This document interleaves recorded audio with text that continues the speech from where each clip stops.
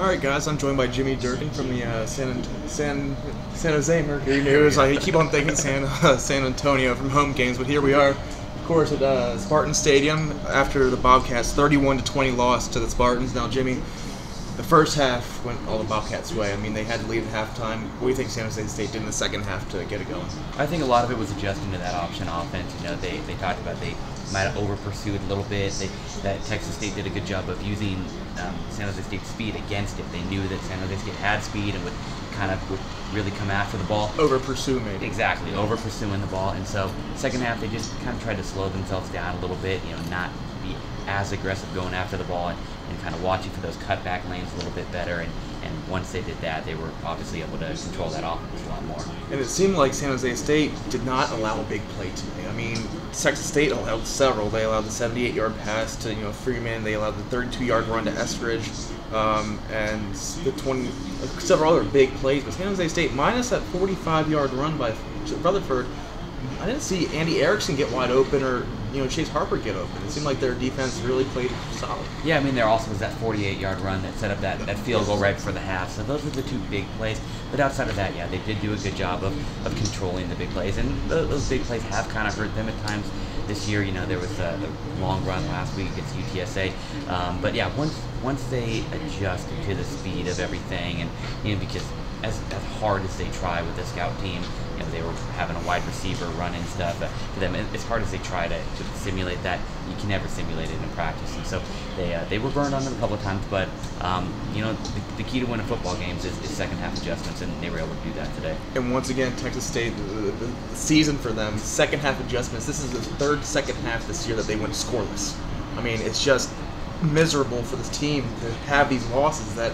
They have a team on the ropes as much as you can put a team like San Jose on the ropes and then just fade away in the second half. What do you think it's going to take for a team to develop the urgency to win? Because it seems like San Jose State has that, and even McIntyre said after the game that he told the guys that they're a good second half team. What do you think it will take for Texas State? What do you think also, what did San Jose State find out about themselves to have that, Yeah, I mean, I think that's probably maybe where you see the biggest difference in a team like Texas State jumping up to the FBS level is. And for a key thing for San Jose State as they've developed their program is conditioning, having the depth, and so they feel like now they are conditioned well enough, they are a deep enough team that they should get better as the game goes along, and that's probably what will happen for Texas State as they develop as a a higher division program. Is you learn, you get in better shape, you have that depth, you have those guys you can keep flowing in. And so you become a second half team, and I mean, obviously you see that Texas State is a team that has the talent, and they're doing a pretty darn good job of competing at this level in year one, and I would think that that'll be the next step for them.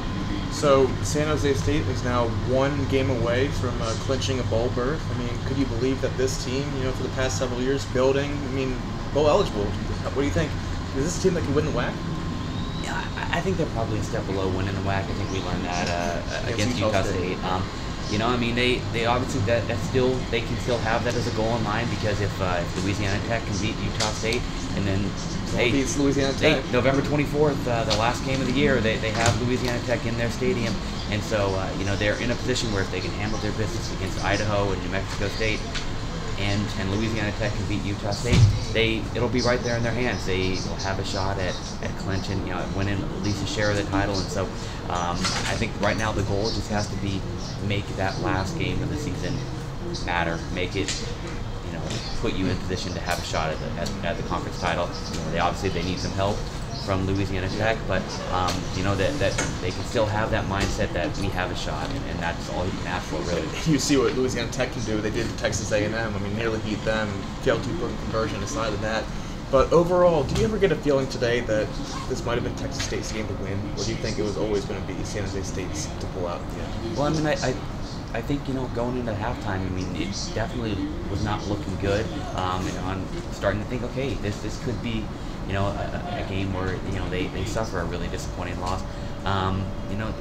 They are a good second half team, so you felt like I think the start of the third quarter was going to be key. If they came out and didn't start that third quarter well, it probably wasn't going to be their day. But interception was big. Yeah, interception was big. Fumbled. Of course, yeah, they didn't capitalize on it. Kind of a roller coaster day for David Freeman. He had his first 2 touchdowns of the year. He had the touchdown in the first half, and then he had that fumble. Yeah. Obviously, came back on the next possession with a 78-yard touchdown, and so that was big. And so once they were able to get that first touchdown in the second half, I think that's kind of when it finally was in their hands.